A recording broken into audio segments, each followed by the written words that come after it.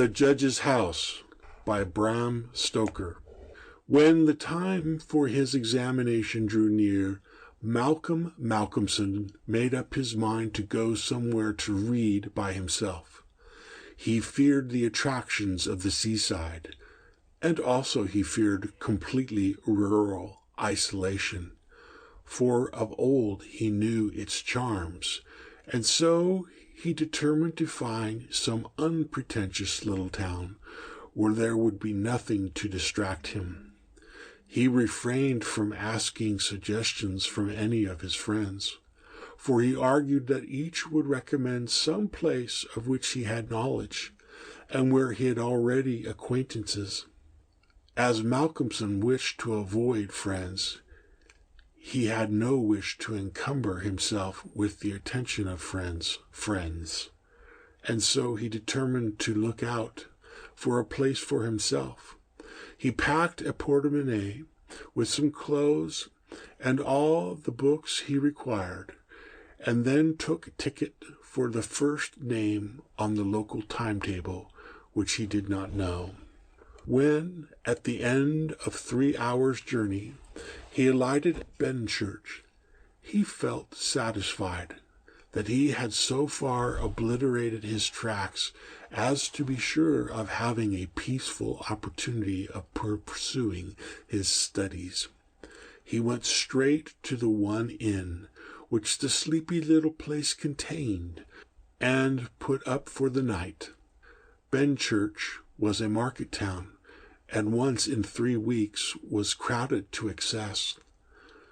But for the remainder of the 21 days, it was as attractive as a desert.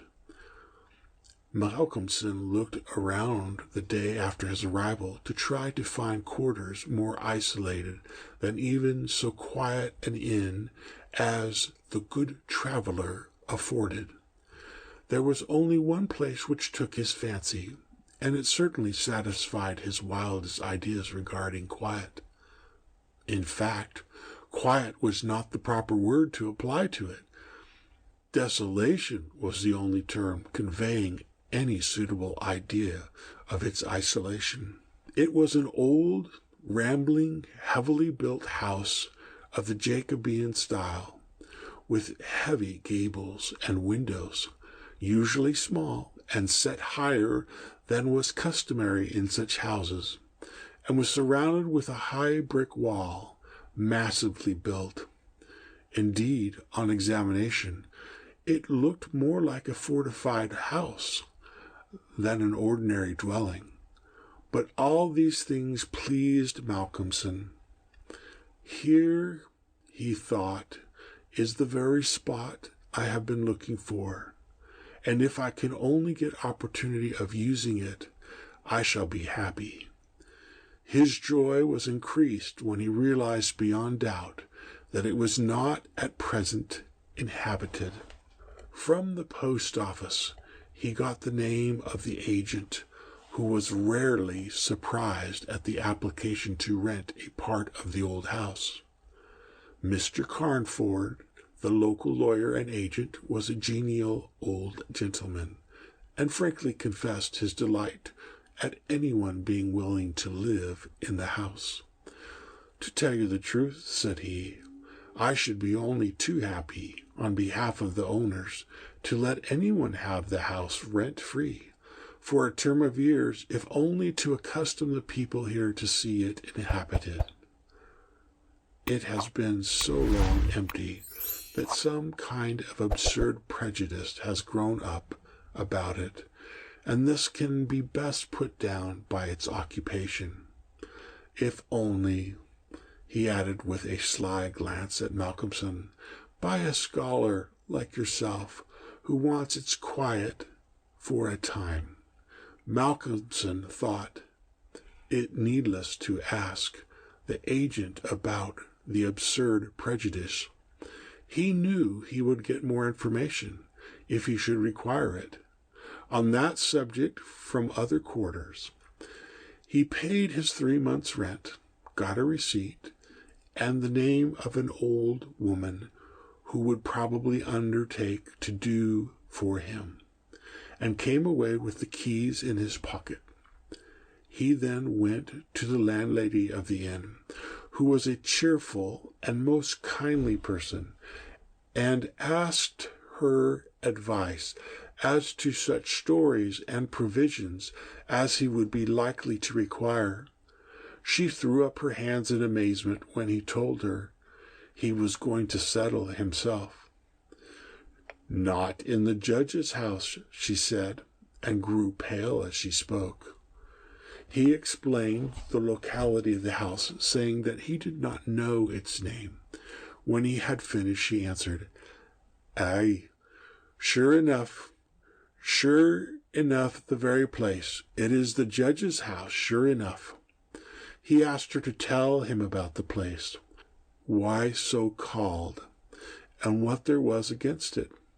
She told him that it was so called locally because it had been many years before.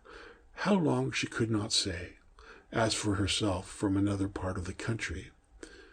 But she thought it must have been 100 years or more, the abode of a judge who was held in great terror on account of his harsh sentences and his hostility to the prisoners at assizes. As to what there was against the house, she could not tell. She had often asked, but no one could inform her. But there was a general feeling that there was something, and for her own part, she would not take all the money in Drinkwater's bank and stay in the house an hour by herself. Then she apologized to Malcolmson for her disturbing talk. "It is too bad of me, sir, and you and a young gentleman too, if you will pardon me saying it, going to live there all alone. If you were my boy, and you'll excuse me for saying it, you wouldn't sleep there a night, not if I had to go there myself and pull the big alarm bell that's on the roof." The good creature was so manifestly in earnest, and was so kindly in her intentions, that Malcolmson, almost amused, was touched. He told her kindly how much he appreciated her interest in him, and added, "But, my dear Mrs. Whitham, indeed you need not be concerned about me. A man who is reading for the mathematical tripos has too much to think of to be disturbed by any of these mysterious somethings, and his work is of too exact and prosaic a kind to allow of his having any order in his mind for mysteries of any kind. Harmonical progression, permutations, and combinations of elliptic functions have sufficient mysteries for me." Mrs. Whitham kindly undertook to see after his commissions, and he went himself to look for the old woman who had been recommended to him. When he turned to the judge's house with her, after an interval of a couple of hours, he found Mrs. Whitham herself waiting with several men and boys carrying parcels, and an upholsterer's man with a bed in a cart. For she said, though table and chairs might be all very well, a bed that hadn't been aired for maybe 50 years was not proper for young ones to lie in. She was evidently curious to see the inside of the house, and though manifestly so afraid of the somethings that at the slightest sound she clutched on to Malcolmson, whom she never left for a moment, went over the whole place. After his examination of the house, Malcolmson decided to take up his abode in the great dining room, which was big enough to serve for all his requirements, and Mrs. Whitham, with the aid of the charwoman, Mrs. Dempster, proceeded to arrange matters. When the hampers were brought in and unpacked, Malcolmson saw that with much kind forethought She had sent from her own kitchen sufficient provisions to last for a few days. Before going, she expressed all sorts of kind wishes, and at the door turned and said, "And perhaps, sir, as the room is big and draughty, it might be well to have one of those big screens put round your bed at night. Though truth to tell, I would die myself if I were to be shut in with all kinds of things that put their heads round the sides or over the top and look on me." The image which she had called up was too much for her nerves, and she fled incontinently. Mrs. Dempster sniffed in a superior manner as the landlady disappeared, and remarked that for her own part she wasn't afraid of all the bogies in the kingdom. "I'll tell you what it is, sir," she said. "Bogies is all kinds and sorts of things except boogies. Rats and mice, beetles and creaky doors, and loose slates, and broken panes, and stiff drawer handles, that stay out when you pull them, and then fall down in the middle of the night. Look at the wainscot of the room. It is old, hundreds of years old. Do you think there's no rats and beetles there? And do you imagine, sir, that you won't see none of them? Rats is boogies, I tell you, and boogies is rats, and don't you get to think anything else." "Mrs. Dempster," said Malcolmson gravely, making her a polite bow, "you know more than Signor Wrangler, and let me say that as a mark of esteem for your indubitable soundness of head and heart, I shall, when I go, give you possession of this house, and let you stay here by yourself for the last 2 weeks of my tenancy, for 4 weeks will serve my purpose." "Thank you kindly, sir," she answered, "but I couldn't sleep away from home a night. I am in greenhouse charity, and if I slept a night away from my rooms, I should lose all I have got to live on. The rules is very strict, and there's too many watching for a vacancy for me to run any risks in the matter. Only for that, sir, I'd gladly come here and attend on you altogether during your stay." "My good woman," said Malcolmson hastily, "I have come here on a purpose to obtain solitude, and believe me that I am grateful to the late Greenhow for having organized his admirable charity, whatever it is, that I am perforce denied the opportunity of suffering from such a form of temptation. St. Anthony himself could not be more rigid on the point." The old woman laughed harshly.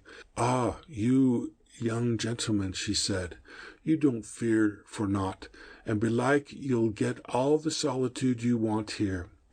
She set to work with her cleaning, and by night, when Malcolmson returned from his walk, he always had one of his books to study as he walked, he found the room swept and tidied, a fire burning on the old hearth, the lamp lit, and the table spread for supper, with Mrs. Whitham's excellent fare. "This is comfort indeed," he said, and rubbed his hands. When he had finished his supper and lifted the tray to the other end of the great oak dining table, he got out his books again, put fresh wood on the fire, trimmed his lamp, and set himself down to a spell of real hard work. He went on without a pause till about 11 o'clock, when he knocked off for a bit to fix his fire and lamp, and to make himself a cup of tea. He had always been a tea drinker, and during his college life had sat late at work and had taken tea late. The rest was a great luxury for him, and he enjoyed it with a sense of delicious, voluptuous ease. The renewed fire leapt and sparkled, and threw quaint shadows through the great old room, and as he sipped his hot tea, he reveled in the sense of isolation from his kind. Then it was that he began to notice the first time what a noise the rats were making. Surely, he thought, they cannot have been at it all the time I was reading. Had they been, I must have noticed it. Presently, when the noise increased, he satisfied himself that it was really new. It was evident that at first the rats had been frightened at the presence of a stranger and the light of fire and lamp, but that as the time went on they had grown bolder and were now disporting themselves as was their wont. How busy they were! And hark to the strange noises. Up and down the old wainscot, over the ceiling and under the floor they raced and gnawed and scratched.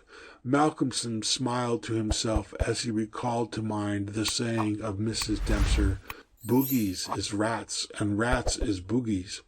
The tea began to have its effect of the intellectual and nervous stimulus, and he saw with joy another long spell of work to be done before the night was past.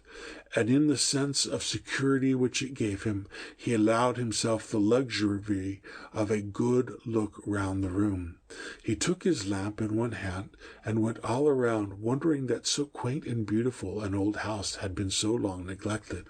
The carving of the oak on the panels of the wainscot was fine, and on and round the doors and windows it was beautiful and of rare merit. There were some old pictures on the walls, but they were coated so thick with dust and dirt that he could not distinguish any detail of them, though he held his lamp as high as he could over his head. Here and there he went round. He saw some crack or hole blocked for a moment by the face of a rat with its bright eyes glittering in the light, but in an instant it was gone, and a squeak of a scamper followed. The thing that most struck him, however, was the rope of the great alarm bell on the roof, which hung down in the corner of the room on the right-hand side of the fireplace. He pulled up close to the hearth a great high-backed carved oak chair, and sat down to his last cup of tea. When this was done, he made up the fire and went back to his work, sitting at the corner of the table, having the fire to his left. For a little while the rats disturbed him somewhat with their perpetual scampering, but he got accustomed to the noise as one does to the ticking of the clock or to the roar of moving water, and he became so immersed in his work that everything in the world, except the problem which he was trying to solve, passed away from him. He suddenly looked up. His problem was still unsolved, and there was in the air that sense of the hour before dawn, which is so dread to doubtful life. The noise of the rats had ceased. Indeed, it seemed to him that it must have ceased but lately, and that it was the sudden cessation which had disturbed him. The fire had fallen low, but still it threw out a deep red glow. As he looked, he started in spite of his sang-froid. There, on the great high-backed carved oak chair, by the right side of the fireplace, sat an enormous rat, steadily glaring at him with baleful eyes. He had to motion to it as though to hunt it away, but it did not stir. Then he made the motion of throwing something. Still it did not stir, but showed its great white teeth angrily, and its cruel eyes shone in the lamplight with an added vindictiveness. Malcolmson felt amazed, and seizing the poker from the hearth, ran at it to kill it. Before, however, he could strike it, the rat, with a squeak that sounded like the concentration of hate, jumped upon the floor and running up the rope of the alarm bell, disappeared in the darkness beyond the range of the green-shaded lamp. Instantly, strange to say, the noisy scampering of the rats in the wainscot began again. By this time, Malcolmson's mind was quite off the problem, and as a shrill cock crow outside told him of the approaching morning, he went to bed and to sleep. He slept so sound that he was not even waked by Mrs. Dempster coming to make up his room. It was only when she had tidied up the place and got his breakfast ready, and tapped on the screen which closed in his bed, that he woke. He was a little tired still after his night's hard work, but a strong cup of tea soon freshened him up, and, taking his book, he went out for his morning walk, bringing with him a few sandwiches, lest he should not care to return till dinner time. He found a quiet walk between high elms some way outside the town, and here he spent the greater part of the day studying his Laplace. On his return, he looked in to see Mrs. Whitham, and to thank her for her kindness. When she saw him coming through the diamond-paned bay window of her sanctum, she came out to meet him and asked him in. She looked at him searchingly and shook her head as she said, "You must not overdo it, sir. You are paler this morning than you should be. 2 late hours and 2 hard work on the brains isn't good for any man. But tell me, sir, how did you pass the night?" "Well, I hope. But my heart!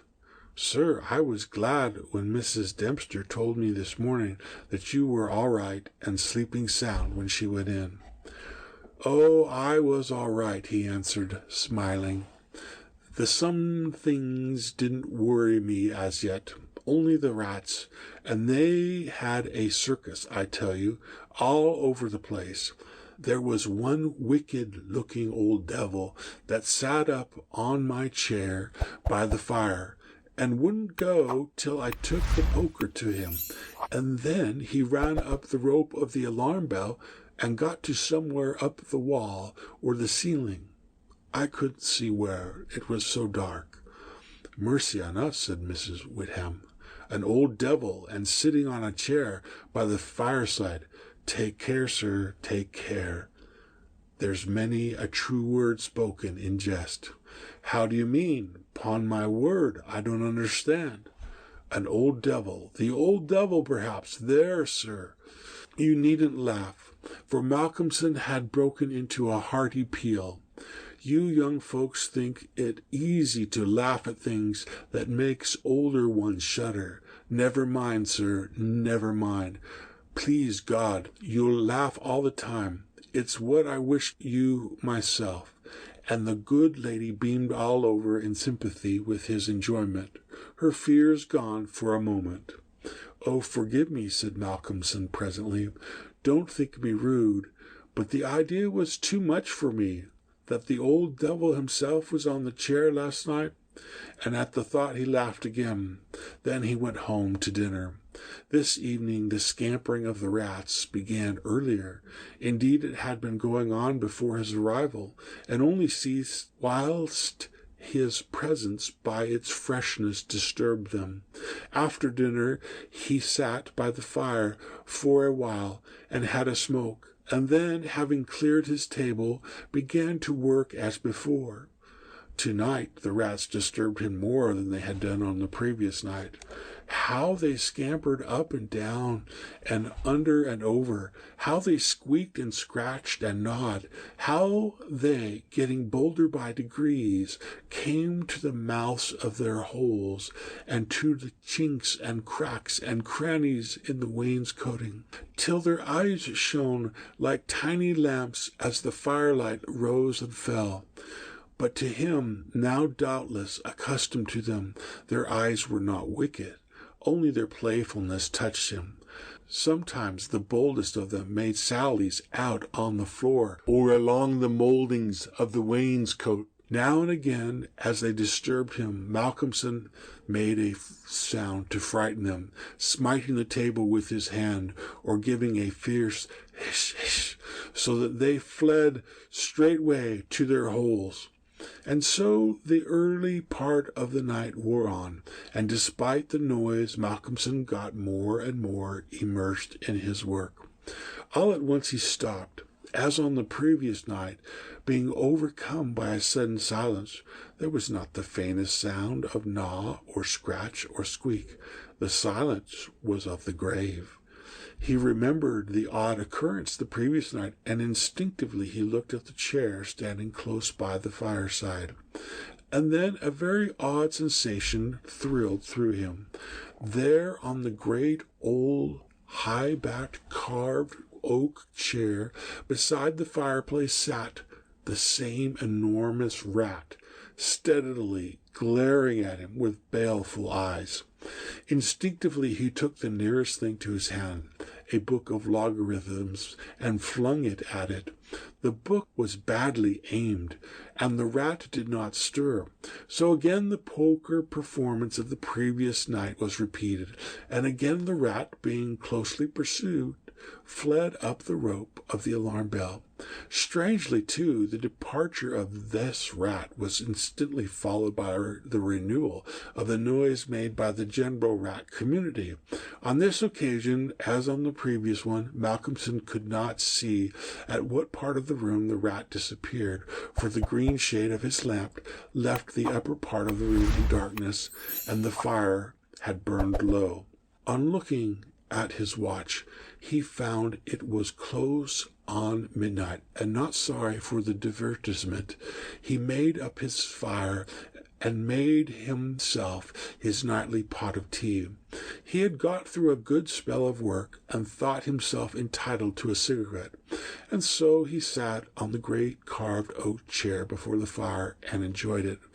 Whilst smoking, he began to think that he would like to know where the rat disappeared to, for he had certain ideas for the morrow not entirely disconnected with a rat trap. Accordingly, he lit another lamp and placed it so that it would shine well into the right-hand corner of the wall by the fireplace. Then he got all the books he had with him and placed them handy to throw at the vermin.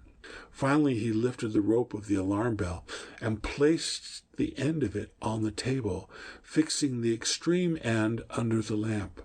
As he handled it, he could not help noticing how pliable it was, especially for so strong a rope and one not in use. You could hang a man with it, he thought to himself.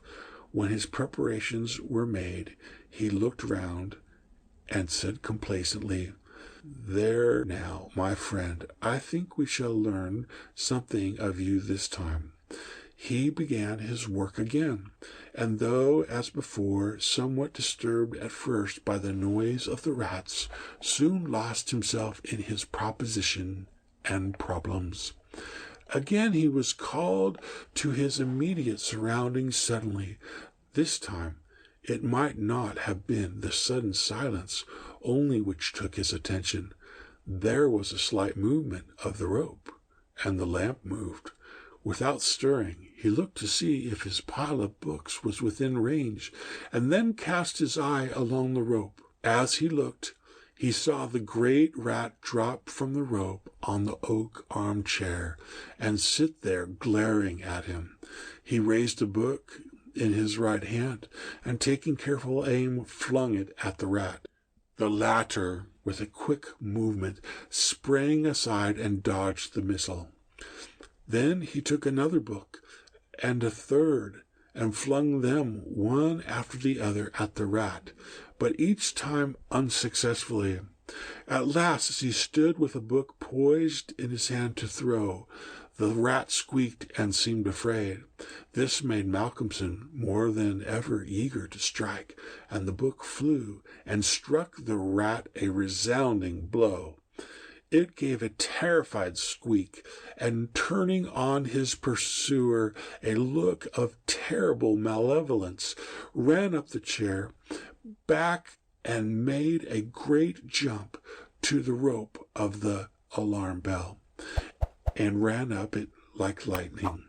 The lamp rocked under the sudden strain, but it was a heavy one and did not topple over. Malcolmson kept his eyes on the rat and saw it by the light of the second lamp leap to a molding on the wainscot and disappear through a hole in one of the great pictures which hung on the wall, obscured and invisible through its coating of dirt and dust. "I shall look up my friend's habitation in the morning," said the student, as he went over to collect his books. "The third picture from the fireplace I shall not forget." He picked up the books one by one, commenting on them as he lifted them. Conic sections he does not mind, nor cycloid oscillations, nor the Principia, nor quaternions, nor thermodynamics. Now, for a look at the book that fetched him. Malcolmson took it up and looked at it. As he did so, he started, and a sudden pallor overspread his face. He looked around uneasily and shivered slightly as he murmured to himself, "The Bible my mother gave me. What an odd coincidence." He sat down to work again, and the rats in the wainscot renewed their gambols. They did not disturb him, however. Somehow their presence gave him a sense of companionship, but he could not attend to his work, and after striving to master the subject on which he was engaged, gave it up in despair, and went to bed as the first streak of dawn stole in through the eastern window. He slept heavily but uneasily, and dreamed much, and when Mrs. Dempster woke him late in the morning, he seemed ill at ease, and for a few minutes did not seem to realize exactly where he was. His first request rather surprised the servant. "Mrs. Dempster, when I'm out today, I wish you would get the steps and dust or wash those pictures, especially that one, the third from the fireplace. I want to see what they are." Late in the afternoon, Malcolmson worked at his books in the shaded walk, and the cheerfulness of the previous day came back to him as the day wore on, and he found that his reading was progressing well. He had worked to a satisfactory conclusion all the problems which had as yet baffled him, and it was in a state of jubilation that he paid a visit to Mrs. Whitham at the Good Traveller. He found a stranger in the cozy sitting room with the landlady, who was introduced to him as Dr. Thornhill. She was not quite at ease, and this, combined with the doctor's plunging at once into a series of questions, made Malcolmson come to the conclusion that his presence was not an accident. So without preliminary, he said, "Dr. Thornhill, I shall with pleasure answer you any question you may choose to ask me, if you will answer me one question first." The doctor seemed surprised, but he smiled and answered at once, "Done. What is it?" "Did Mrs. Whitham ask you to come here and see me and advise me?" Dr. Thornhill, for a moment, was taken aback, and Mrs. Whitham got fiery red and turned away, but the doctor was a frank and ready man. He answered at once and openly, "She did, but she didn't intend you to know it. I supposed it was my clumsy haste that made you suspect. She told me that she did not like the idea of your being in the house all by yourself, and that she thought you took too much strong tea. In fact, she wants me to advise you, if possible, to give up the tea and the very late hours. I was a keen student in my time, so I suppose I may take the liberty of a college man without offense, advise you not quite as a stranger." Malcolmson, with a bright smile, held out his hand. "Shake, as they say in America," he said. "I must thank you for your kindness, and Mrs. Whitham too, and your kindness deserves a return on my part. I promise to take no more strong tea, no tea at all till you let me, and I shall go to bed tonight at 1 o'clock at the latest. Will that do?" "Capital," said the doctor. "Now tell me all that you noticed in the old house." And so Malcolmson then and there told in minute detail all that had happened in the last 2 nights. He was interrupted every now and then by some exclamation from Mrs. Whitham, till finally, when he told of the episode of the Bible, the landlady's pent-up emotions found vent in a shriek, and it was not till a stiff glass of brandy and water had been administered that she grew composed again. Dr. Thornhill listened with a face of growing gravity, and when the narrative was complete and Mrs. Whitham had been restored, he asked, "The rat always went up the rope of the alarm bell?" "Always." "I suppose you know," said Doctor, after a pause, "what that rope is?" "No." "It is," said the doctor slowly, "the very rope which the hangman used for all the victims of the judge's judicial rancour." Here he was interrupted by another scream from Mrs. Whitham, and steps had to be taken for her recovery.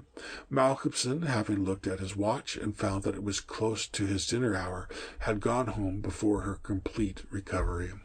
When Mrs. Whitham was herself again, she almost assailed the doctor with angry questions as to what he meant by putting such horrible ideas into the poor young man's head. "He has quite enough there already to upset him," she added. Dr. Thornhill replied, "My dear madam, I had a distinct purpose in it. I wanted to draw his attention to the bell rope, and to fix it there. It may be that he is in a highly overwrought state, and has been studying too much, although I am bound to say that he seems as sound and healthy a young man, mentally and bodily, as ever I saw. But then the rats, and that suggestion of the devil." The doctor shook his head and went on, "I would have offered to go and stay the first night with him, but that I felt sure it would have been a cause of offense. He may get in the night some strange fright or hallucination, and if he does, I want him to pull that rope. All alone as he is, it will give us warning, and we may reach him in time to be of service. I shall be sitting up pretty late tonight, and shall keep my ears open. Do not be alarmed if Benchurch gets a surprise before morning." "Oh, doctor, what do you mean? What do you mean?" "I mean this, that possibly, nay, more probably, we shall hear the great alarm bell from the judge's house tonight." And the doctor made about as effective an exit as could be thought of. When Malcolmson arrived home, he found that it was a little after his usual time, and Mrs. Dempster had gone away. The rules of greenhouse charity were not to be neglected. He was glad to see that the place was bright and tidy, with a cheerful fire and a well-trimmed lamp. The evening was colder than might have been expected in April, and a heavy wind was blowing with such rapidly increasing strength that there was every promise of a storm during the night. For a few minutes after his entrance, the noise of the rats ceased, but so soon as they became accustomed to his presence, they began again. He was glad to hear them, for he felt once more the feeling of companionship in their noise, and his mind ran back to the strange fact that they only ceased to manifest themselves when the other, the great rat with the baleful eyes, came upon the scene. The reading lamp only was lit, and its green shade kept the ceiling and upper part of the room in darkness, so that the cheerful light from the hearths, spreading over the floor and shining on the white cloth laid over the end of the table, was warm and cheery. Malcolmson sat down to his dinner with a good appetite and a buoyant spirit. After his dinner and a cigarette, he sat steadily down to work, determined not to let anything disturb him, for he remembered his promise to the doctor and made up his mind to make the best of the time at his disposal. For an hour or so he worked all right, and then his thoughts began to wander from his books, the actual circumstances around him, and the calls on his physical attention. And his nervous susceptibility were not to be denied. By this time the wind had become a gale, the gale a storm.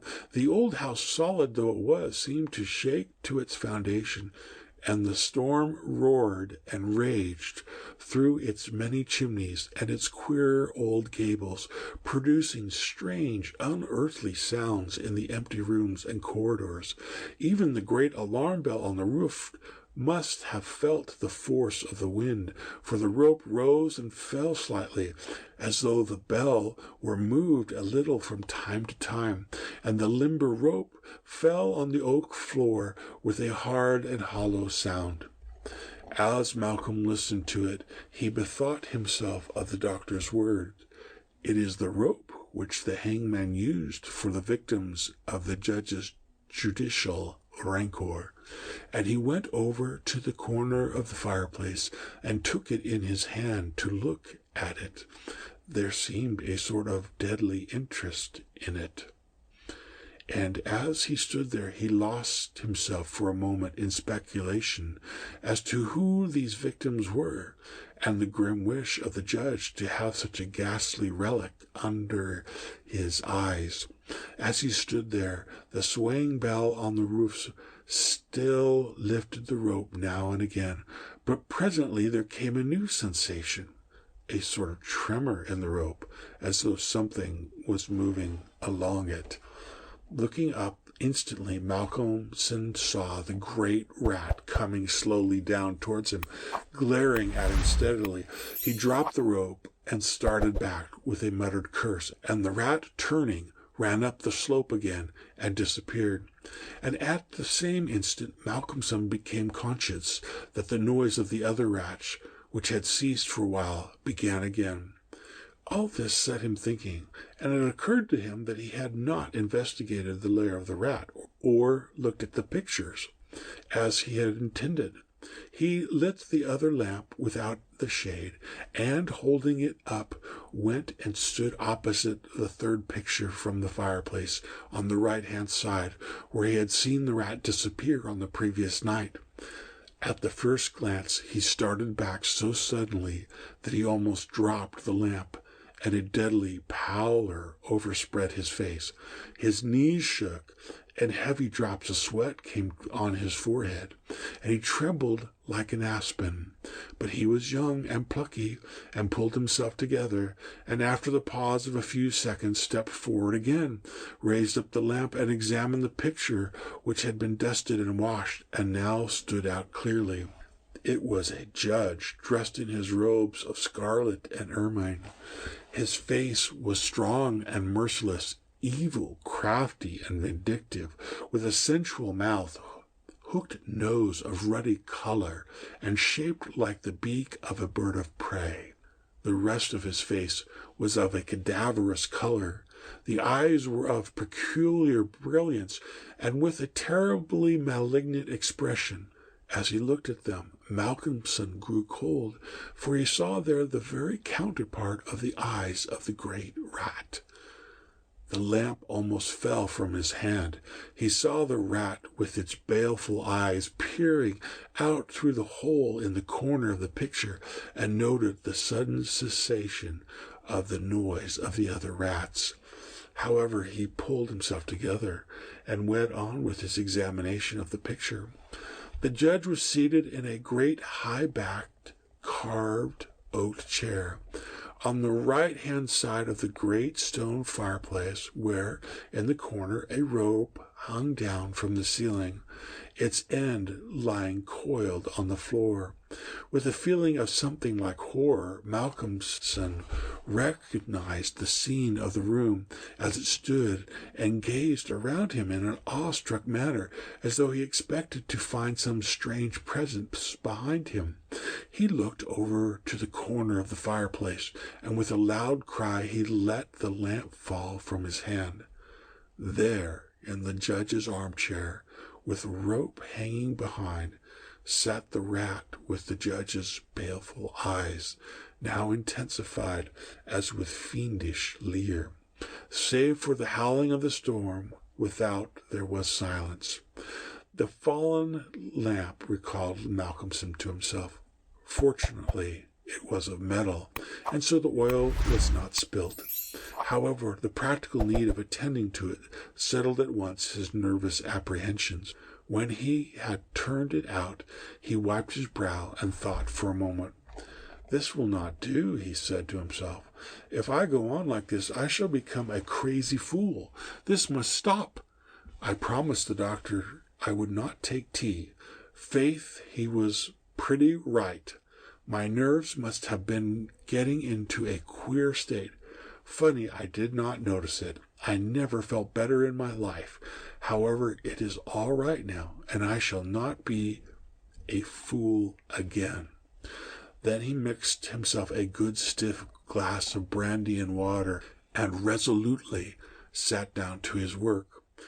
It was nearly an hour when he looked up from his book, disturbed by the sudden stillness. Without, the wind howled and roared louder than ever, and the rain drove in sheets against the windows, beating like hail on the glass. But within there was no sound whatever save the echo of the wind as it roared in the great chimney, and now and then a hiss as a few raindrops found their way down the chimney in a lull of the storm. The fire had fallen low and had ceased to flame, though it threw out a red glow. Malcolmson listened attentively and presently heard a thin squeaking noise, very faint. It came from a corner of the room where the rope hung down, and he thought it was the creaking of the rope on the floor as the swaying of the bale raised and lowered it. Looking up, however, he saw in the dim light the great rat clinging to the rope and gnawing it. The rope was already nearly gnawed through. He could see the lighter color where the strands were laid bare. As he looked, the job was completed, and the severed end of the rope fell, clattering on the oaken floor, whilst for an instant the great rat remained like a knob or tassel at the end of the rope, which now began to sway to and fro.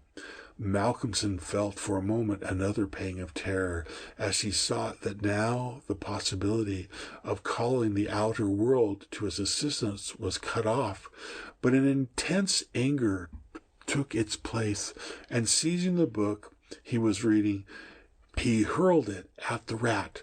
The blow was well aimed, but before the missile could reach him, the rat dropped off and struck the floor with a soft thud. Malcolmson instantly rushed over towards him, but it darted away and disappeared in the darkness of the shadows of the room.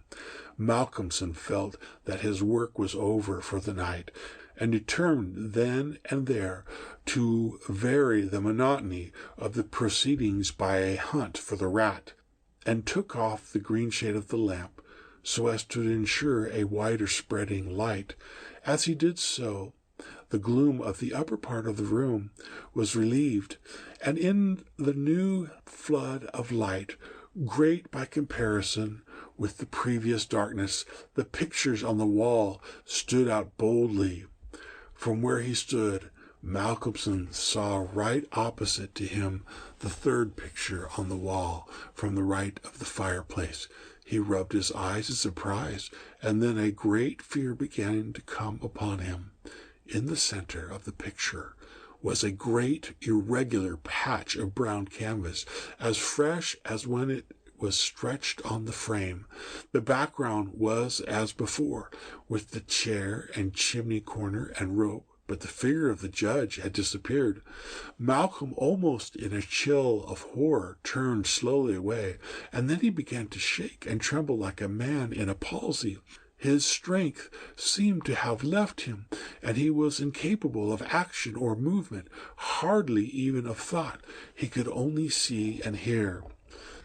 There, on the great high-backed carved oak chair, sat the judge in his robes of scarlet and ermine, with his baleful eyes glaring vindictively, and a smile of triumph on the resolute, cruel mouth, as he lifted with his hands a black cap. Malcolmson felt as if the blood was running from his heart, as one does in moments of prolonged suspense. There was a singing in his ears. Without, he could hear the roar and howl of the tempest, and through it, swept on the storm, came the striking of midnight by the great chimes in the marketplace. He stood for a space of time that seemed to him endless, still as a statue, and with wide open, horror-struck eyes, breathless. As the clock struck, so the smile of triumph on the judge's face intensified, and at the last stroke of midnight he placed the black cap on his head. Slowly and deliberately the judge rose from his chair and picked up the piece of rope of the alarm bell which lay on the floor, drew it through his hands as if he enjoyed its touch, and then deliberately began to knot one end of it, fashioning it into a noose. This he tightened and tested with his foot, pulling hard at it till he was satisfied, and then making a running noose of it which he held in his hand. Then he began to move along the table on the opposite side of Malcolmson, keeping his eyes on him until he had passed him, when with a quick movement he stood in front of the door. Malcolmson then began to feel that he was trapped, and tried to think of what he should do. There was some fascination in the judge's eyes which he never took off him, and he had perforce to look. He saw the judge approach, still keeping between him and the door, and raise the noose and throw it towards him, as if to entangle him. With a great effort he made a quick movement to one side, and saw the rope fall beside him, and heard it strike the oaken floor. Again the judge raised the noose and tried to ensnare him, even keeping his baleful eyes fixed on him, and each time by a mighty effort the student just managed to evade it. So this went on for many times, the judge seeming never discouraged nor discomposed at failure, but playing as a cat does with a mouse. At last, in despair, which had reached its climax, Malcolmson cast a quick glance round him. The lamp seemed to have blazed up, and there was a fairly good light in the room.